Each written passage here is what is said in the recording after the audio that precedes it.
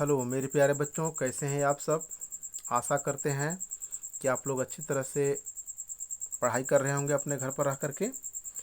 तो आइए बच्चों, चलते हैं, बिना देर किए हुए शुरुआत करते हैं हम लोग अब आज की कक्षा।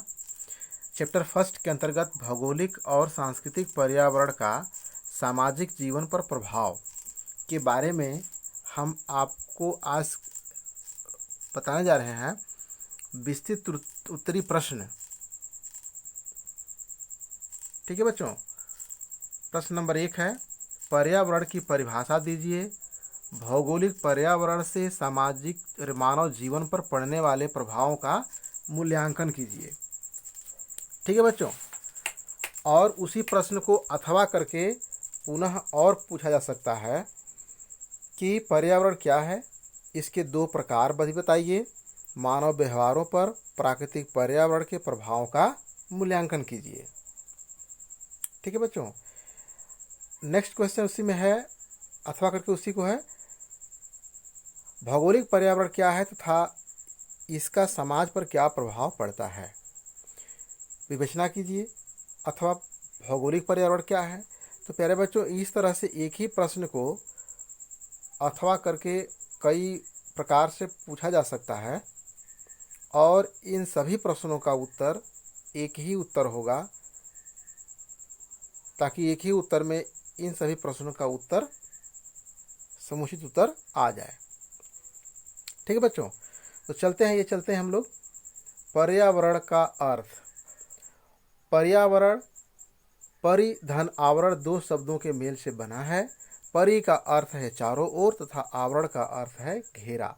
हम सभी निचले कक्षाओं से भी पढ़ते हुए आए हैं कि पर्यावरण का जो है वह 2 शब्दों से मिलकर बना है। परि का अर्थ होता है चारों ओर, आवरण का अर्थ होता है घेरे हुए अर्थात घेरा। तो कहने का मतलब पर्यावरण का शाब्दिक अर्थ हुआ कि चारों ओर का घेरा, जो जीव के चारों ओर प्राकृतिक और सांस्कृतिक शक्तियाँ और परिस्थितियाँ विद्यमान हैं, उनके प्रभावी रूप को ही पर्यावरण कहा जाता है। ठीक है बच्चों, पर्यावरण का क्षेत्र अत्यंत विशद है, विशाल है। पर्यावरण उन समस्त शक्तियों, वस्तुओं और दशाओं का योग है जो मानव को चारों ओर से आवृत्त किए हुए है। मानव से लेकर वनस्पति तथा सूक्ष्म जीव तक सभी पर्यावरण के अभिन्न अंग हैं। पर्यावरण उन सभी बाह्य दशाओं एवं प्रभावों का योग है जो जीव के कार्यों एवं प्रगति पर अपना गहरा प्रभाव डालता है। ठीक ना। और पर्यावरण को मानव जीवन से पृथक करना उतना ही असंभव है जैसे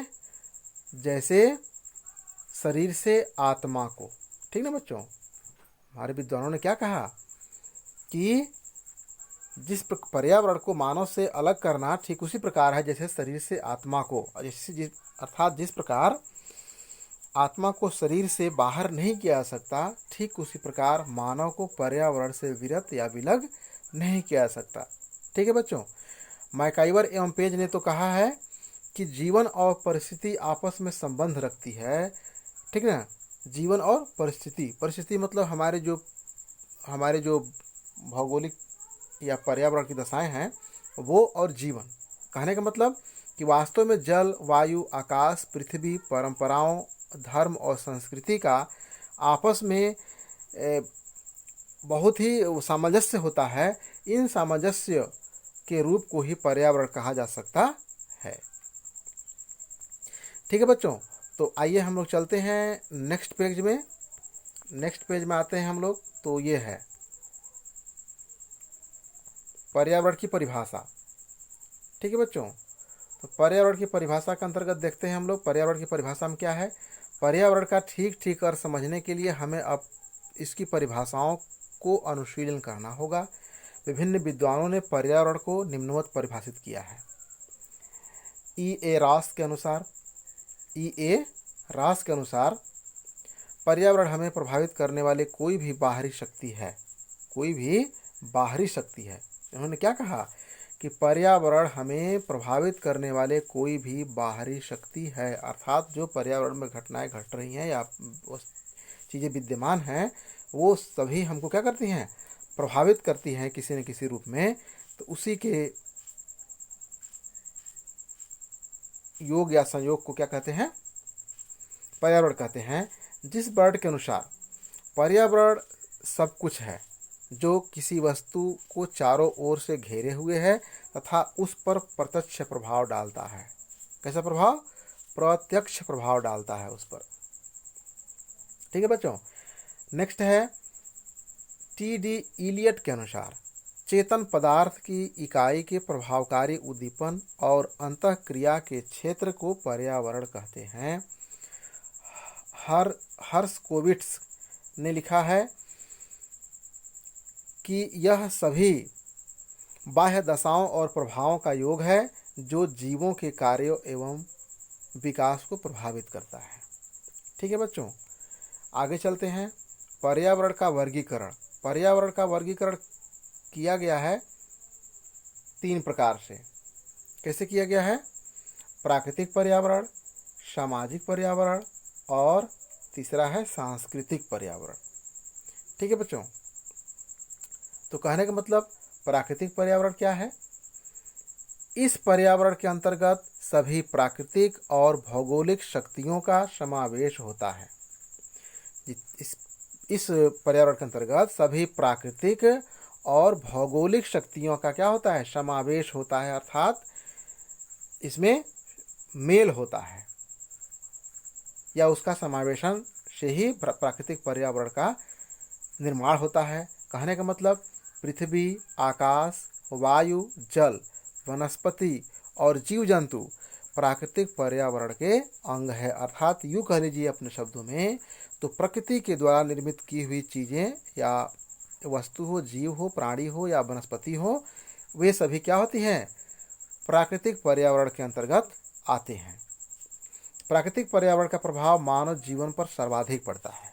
ठीक ना बच्चों, इसको गौर करने वाली बात है कि प्राकृतिक पर्यावरण, प्रकृति में जैसे प्राकृतिक पर्यावरण के अंतर्गत पृथ्वी है, आकाश है, वायु है, जल है, वनस्पति है, जीव जंतु हैं, जितनी भी चीज़ें हैं वे सभी मानव जीवन को सर्वाधिक प्रभावित करते हैं।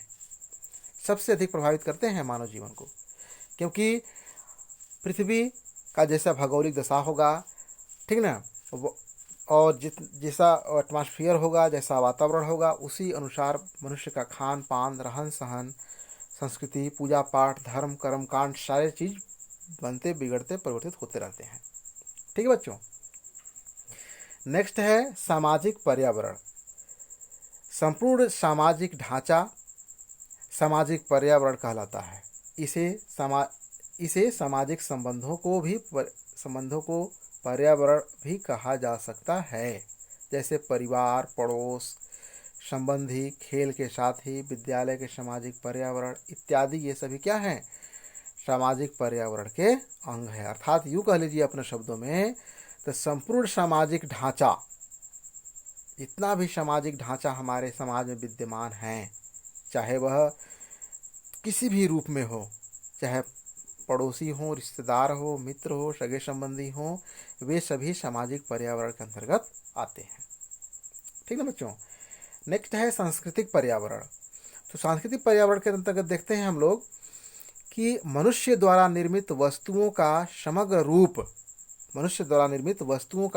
रूप का परिवेश सांस्कृतिक पर्यावरण कहलाता है। प्यारे बच्चों, इसमें तो प्राकृतिक पर्यावरण में हमने जाना कि प्रकृति के द्वारा निर्मित की हुई वस्तुएं प्राकृतिक पर्यावरण कहलाती हैं, और सामाजिक संबंधों से बनी हुई जो पर्यावरण होती है वह सामाजिक पर्यावरण कहलाती है। लेकिन सांस्कृतिक पर्यावरण के अंतर्गत क्या है? मनुष्य द्वारा निर्मित वस्तुएं। प्यारे बच्चों, हमारा मानव सभ्यता जब से विकास की हुई है, अपने सुविधाओं के लिए, अपने सुविधा और अपने विकास की ओर अग्रसर होने के लिए मानवों ने विभिन्न प्रकार के वस्तुओं को निर्मित किया है। ठीक ना, चाहे अपने सुविधा के लिए, चाहे अपने विकास के लिए, चाहे अपने किसी भी कार्य के लिए जितने भी वस्तुओं का निर्माण किया है, वे सब सांस्कृतिक पर्यावरण के अंतर्गत आते हैं। जैसे देख लीजिए, कहता है सांस्कृतिक पर्यावरण भौतिक और अभौतिक 2 प्रकार का होता है। आवास, विद्यालय, टेलीविज़न, कुर्सी, मशीनें, भौतिक पर्यावरण तथा धर्म, संस्कृति, भाषा, लिपि, रूढ़ियाँ, कानून और प्रथा अभौतिक पर्यावरण। तो इस तरह से भौतिक पर्यावरण होती हैं जिसको हम अपने नज़रों से भौतिक रूप से देख सकते हैं, और अभौतिक वो होती हैं जिसको हम सिर्फ अनुभव करते हैं। ठीक है बच्चों? तो धर्म है, संस्कृति है, भाषा है, रूढ़ियाँ, कानून है, ये सब हमको क्या करते हैं, ये सब को हम लोगों के अंदर में फीलिंग होता है, इसलिए यह सांस्कृतिक पर्यावरण है। ठीक है बच्चों, आगे चलते हैं हम लोग। आगे है उपर्युक्त तीनों पर्यावरणों को समग्र रूप में संपूर्ण पर्यावरण कहा जाता है। मनुष्य पर संपूर्ण पर्यावरण का प्रभाव पड़ता है। पहला है भौगोलिक पर्यावरण का अर्थ एवं परिभाषा। ठीक है बच्चों, भौगोलिक पर्यावरण का प्राकृतिक पर्यावरण, भौगोलिक पर्यावरण या प्राकृतिक पर्यावरण प्रकृति द्वारा निर्मित पर्यावरण है। प्राकृतिक द्वारा निर्मित पर्यावरण है। मनुष्य पर जिन प्राकृतिक शक्तियों को चारों ओर से प्रभाव पड़ता है उसे भौगोलिक पर्यावरण कहा जाता है। ये सभी शक्तियाँ स्वतंत्र रूप में रहकर मानव को प्रभावित करती हैं, जैसे पर्वत, सरिता मतलब होता है नदी। ठीक ना बच्चों? ठीक ना? वन, पवन, आकाश, पृथ्वी तथा जीव जगत सभी भौगोलिक पर्यावरण के अंग हैं। प्रमुख विद्वानों ने इसे निम्नलिखित रूप से परिभाषित किया है। तो कैसे परिभाषित किया है, आइए जरा देखते हैं हम लोग।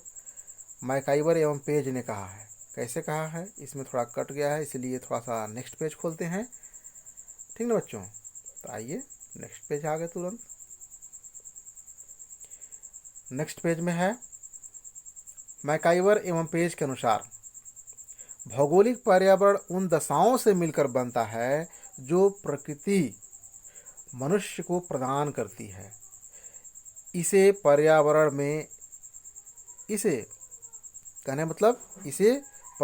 में इन्होंने पृथ्वी का धरातल एवं उसकी सभी प्राकृतिक दशाओं, प्राकृतिक साधनों, भूमि और पानी, पर्वतों व मैदानों, खनिज पदार्थों, पौधों, वस्तुओं, जलवायु की शक्ति, गुरुत्वाकर्षण, विद्युत एवं विकिरण शक्तियाँ जो पृथ्वी पर क्रियाशील है को सम्मिलित किया है। इन सब का मानव जीवन पर गहरा प्रभाव पड़ता है। ठीक है बच्चों, नेक्स्ट है सोरोकिन के अनुसार। सोरोकिन महोदय ने लिखा कि भौगोलिक पर्यावरण को संबंध ऐसी भौगोलिक दशाओं से है, अर्थात यहाँ को नहीं बल्कि का होना चाहिए। ठीक ना? भौगोलिक पर्यावरण का संबंध ऐसे भौगोलिक दशाओं से है जिनका अस्तित्व मानव क्रियाओं से स्वतंत्र है और जो मानव के अस्तित्व तथा कार्यों की छाप पड़े बगैर अपनी प्रकृति के अनुसार बदलती है। इस परिभाषा से स्पष्ट हो जाता है कि मनुष्य द्वारा सभी अनियंत्रित शक्तियों को भौगोलिक पर्यावरण के अंतर्गत रखा जाता है। तो प्यारे बच्चों, कुल मिलाकर के ओवरऑल ये समझा जाए कि भौगोलिक पर्यावरण के बारे में सोरोकिन महोदय ने क्या कहा कि मनुष्य द्वारा अनियंत्रित शक्तियाँ, मनुष्य के नियंत्रण में कौन सी शक्तियाँ नहीं है। मनुष्य तो इस धरातल पर सबसे बुद्धिमान प्राणी है। वो तो बड़े से बड़े जीव जंतु, बड़े से बड़े चीज़ों को अपने वश में करती है। फिर भी प्यारे बच्चों, समझने की बात है कि भौगोलिक पर्यावरण के अंतर्गत जितने भी नदी, पहाड़, सूर्य, आकाश, आसमान, जितने भी भौगोलिक पर्यावरण आते हैं जो ईश्वर द्वारा प्रदत्त होती हैं, ठीक ना, उसके ऊपर मनुष्य का कोई भी वश कार्य नहीं करता है। जैसे भूकंप है, बाढ़ है, ठीक ना, इस तरह से जितनी भी चीज़ें भौगोलिक पर्यावरण के अंतर्गत आती हैं या भौगोलिक दृष्टिकोण से घटनाएं घटती हैं, उस पर मानव का कोई वश नहीं चलता है। इसीलिए इसे भौगोलिक पर्यावरण के रूप में रखा जा सकता है। नेक्स्ट है बच्चों, डेविस जी के अनुसार है। डेविस महोदय ने लिखा है कि मनुष्य के संबंध में भौगोलिक पर्यावरण से अभिप्राय भूमि या मानव के चारों ओर फैले उन सभी भौतिक स्वरूपों से है जिनमें वह रहता है। जिनका उनकी आदतों और क्रियाओं पर प्रभाव पड़ता है। ठीक है प्यारे बच्चों, आगे देखते हैं हम लोग भौगोलिक पर्यावरण का मानव जीवन पर प्रभाव। यह मोस्ट एंड मोस्ट है, इसको आप लोग ध्यान से समझिएगा और पढ़ने का प्रयास करिएगा। देखते हैं जो हमारा प्रश्न का मेन उत्तर है, अभी आकर निकल के आ रहा है। अभी तो हमने पर्यावरण के प्रकार, पर्यावरण की परिभाषा और उनके अर्थ को जाना। आइए हम लोग जानते हैं कि भौगोलिक पर्यावरण का मानव जीवन पर किस तरह से प्रभाव पड़ता है। भौगोलिक पर्यावरण बहुत अधिक प्रभावी और शक्तिमान होता है। जन्म से लेकर मृत्यु तक मनुष्य इसके प्रभाव में रहता है। मनुष्य का रंग, रूप, आकार, स्वभाव से लेकर आर्थिक, सामाजिक और राजनीतिक परिवेश सब कुछ भौगोलिक पर्यावरण की देन है। प्यारे बच्चों, जहाँ की भौगोलिक दशाएं होंगी उचित, वहाँ के लोगों का कद काठी, रंग रूप सब अच्छा होगा, और जहाँ का भौगोलिक पर्यावरण उतना अच्छा नहीं होगा, वहाँ के लोग अधिक रूप से शारीरिक रूप से सौष्ठव युक्त नहीं होंगे, जो राजनीतिक रूप से या सामाजिक रूप से या आर्थिक रूप से समृद्ध हो सके। ठीक ना बच्चों, इसको यूँ समझ लीजिए कि आज देखिए जितने भी संभ्रांत या गंगा यमुना के तराई के क्षेत्र में बसने वाले लोग हैं, वहाँ का कद काठी, रंग रूप, पहनावा ओढ़ावा सब आप अलग पाएंगे। वहाँ का आकार, स्वभाव सारे चीज़ बदले हुए हैं। सामाजिक और राजनीतिक स्थिति जो उनका समाज में होता है और देश में समाज में होता है, वे सब अधिक होते हैं, क्योंकि उन पर पर्यावरण का प्रत्यक्ष रूप से बहुत ही अच्छा प्रभाव पड़ता है और उनको इस तरह से सिचुएशन उत्पन्न करता है कि वहाँ का जो बच्चा उत्पन्न होता है वह पूरी तरह से हिष्ट पुष्ट और मजबूत पैदा लेता है। ठीक ना बच्चों, तो यूँ कह लीजिए गोल-मटोल शब्दों में कि भौगोलिक पर्यावरण जो है वो मनुष्य के रंग, रूप, आकार, स्वभाव इत्यादि पर गहरा रूप से प्रभाव डालते हैं।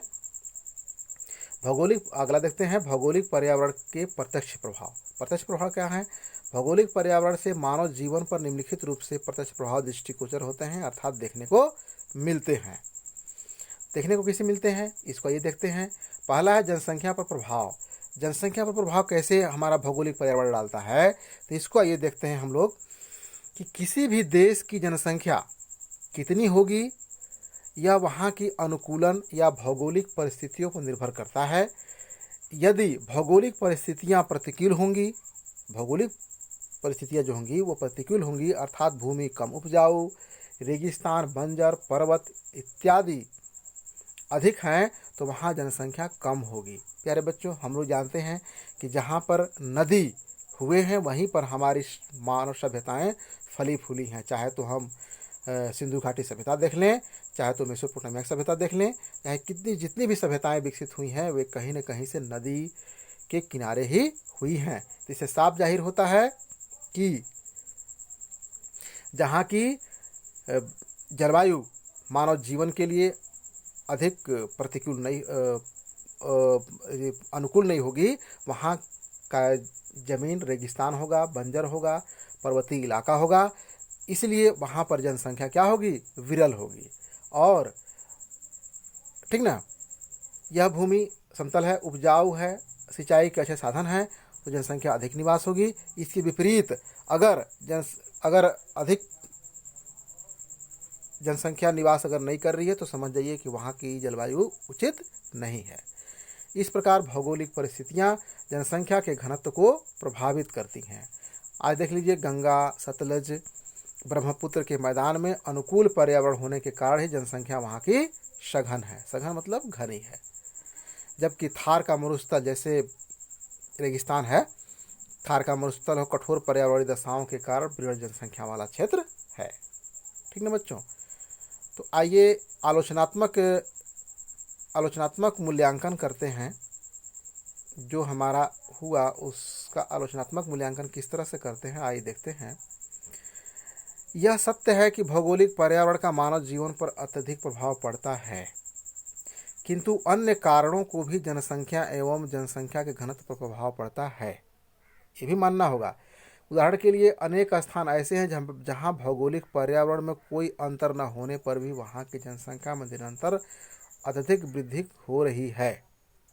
जैसे 1901 ईस्वी से लेकर अब तक दिल्ली, कोलकाता आदि की जनसंख्या में कई गुना वृद्धि हो गई है, जबकि वहाँ की भौगोलिक दशाओं में कोई विशेष परिवर्तन नहीं हुआ है। ठीक है बच्चों, तो आइए ये हो गया। नेक्स्ट पेज में आते हैं हम लोग फिर आवास पर प्रभाव। ठीक है बच्चों, आवास प्रभाव देखते हैं। आवास प्रभाव कैसे पड़ता है? भौगोलिक पर्यावरण मनुष्य के निवास हेतु प्रयुक्त मकानों तथा उनके सामग्री को भी प्रभावित करता है। उदाहरण के लिए पर्वतीय क्षेत्रों में पत्थरों और लकड़ियों का प्रयोग मकानों में अधिक होता है। उनकी छतें ढलावदार होती हैं जिससे वर्षा का पानी न रुक सके। इसके विपरीत मैदानी इलाकों में ईंटों या मिट्टी इत्यादि का अधिक प्रयोग होता है।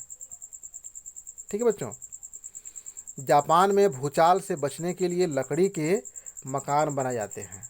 जानते हैं हम लोग जापान में आए दिन भूकंप आते रहता है, ठीक ना। भूचाल मतलब भूकंप होता है, तो आए दिन वहाँ पर अर्थक्वेक अर्थात भूकंप आता रहता है। तो वहाँ के जो मकान होते हैं वो लकड़ी के बनाते हैं।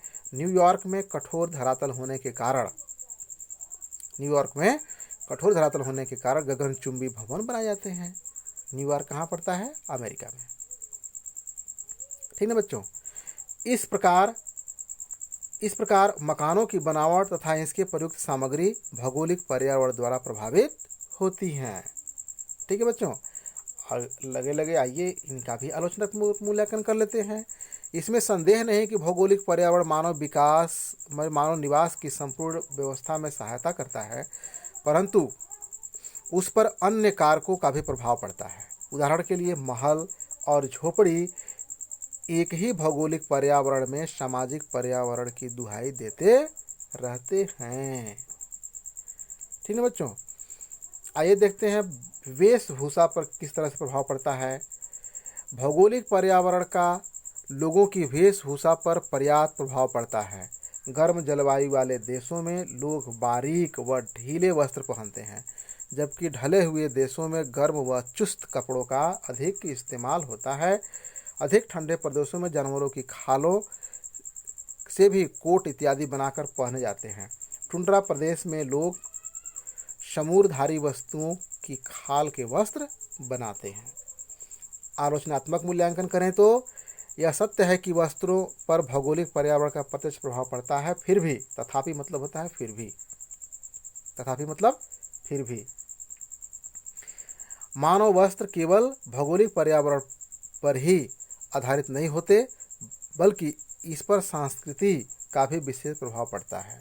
उदाहरण के लिए गरीबों और अमीरों की वेशभूषा भी अलग होती है, जबकि वे एक ही भौगोलिक पर्यावरण में निवास करते हैं। कहीं न कहीं से वेशभूषा पर प्रभाव जो भौगोलिक पर्यावरण का पड़ता है, उसमें आलोचनात्मक उत्तर कहीं न कहीं से निकल करके यह भी आ जाता है।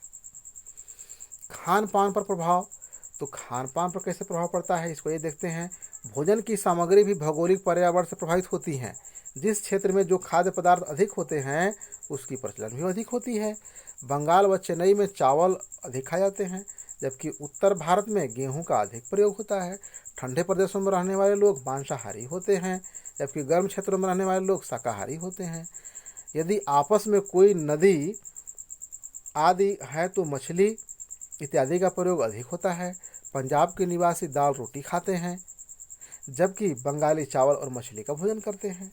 तो कहने का मतलब कि भौगोलिक पर्यावरण कहीं न कहीं से मनुष्य के खान पान को भी प्रभावित करती है। तो आइए आलोचनात्मक मूल्यांकन भी लगे इसका कर लेते हैं। भौगोलिक पर्यावरण तथा खान पान में इतना संबंध होते हुए भी भौगोलिक निर्धारणवाद का सिद्धांत ठीक नहीं उतरता। वास्तव में मानव जीवन का संबंध संस्कृति और आर्थिक स्थिति से अधिक होता है। पर्यावरण से कम एक ही स्थान पर रहने वाले कुछ व्यक्ति शाकाहारी भी होते हैं और कुछ मांसाहारी भी। इस प्रकार एक ही क्षेत्र में रहने वाले निर्धन और धनवान का भोजन भी एक दूसरे से अलग होता है। ठीक ना बच्चों। तो आइए देखते हैं पशु जीवन पर प्रभाव। भाई मानव जीवन पर प्रभाव कर रहा है तो किस तरह से पशुओं पर भी प्रभावित करता होगा भौगोलिक पर्यावरण।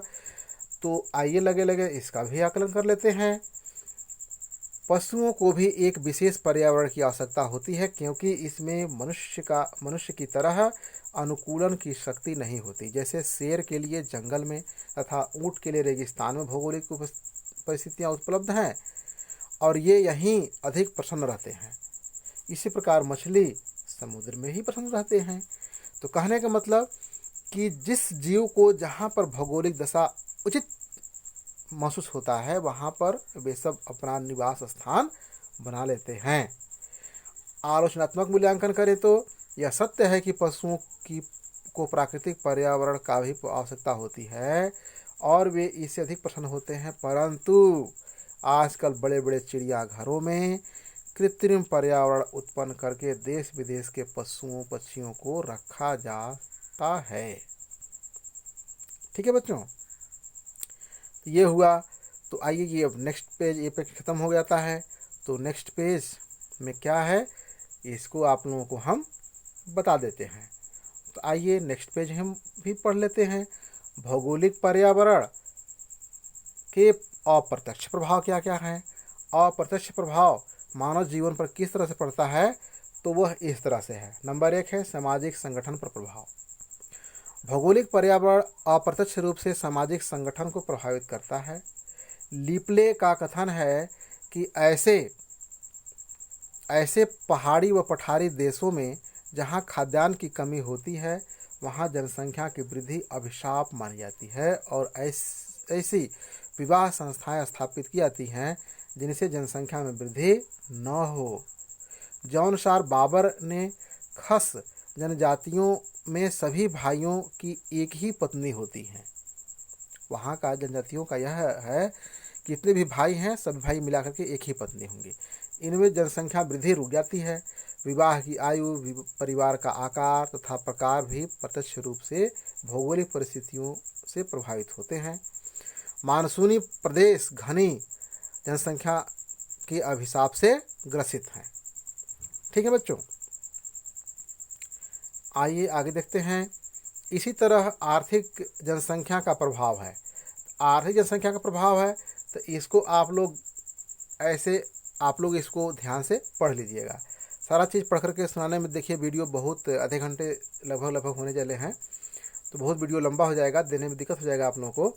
तो हम आप लोगों को यह बता दे रहे हैं कि भौगोलिक पर्यावरण उद्योगों के विकास की गति निर्धारित करता है। यदि खनिज पदार्थों की प्रचुरता है तो आर्थिक विकास भी होगा। ठीक ना, तो कहीं न कहीं से आर्थिक संरचना पर भी प्रभाव डालती है। अच्छा, आगे कहें तो आर्थिक संगठन पर प्रभाव कैसे डालती है। राजनीतिक पर तो राज्य तथा राजनीतिक दशाएं भी भौगोलिक परिस्थितियों द्वारा प्रभावित होती हैं।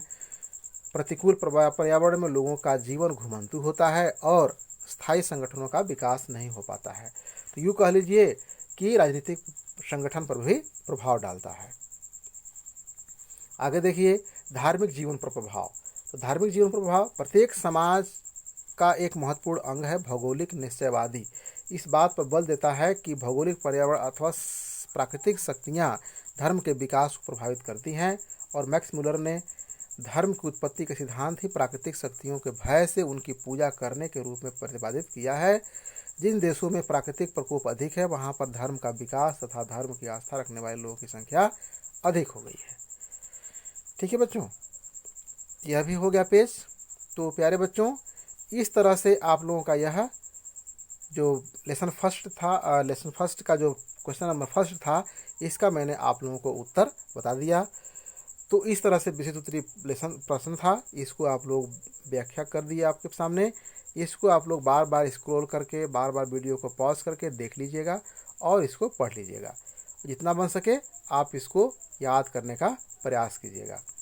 प्यारे बच्चों, आपको लिए थोड़ा सा सूचना है कि आप लोग हमारे चैनल को सब्सक्राइब कर लीजिएगा। सब्सक्राइब करने से होगा क्या कि आपको हमारी वीडियो का नोटिफिकेशन तत्काल मिल जाएगा ताकि आप लोग वीडियो को सबसे पहले देख सकें। तो प्यारे बच्चों, यही शब्दों के साथ हम आप लोगों से आज विदा लेते हैं आज से क्लास इतना ही। तो बच्चों बाय बाय, ओके, चलते हैं।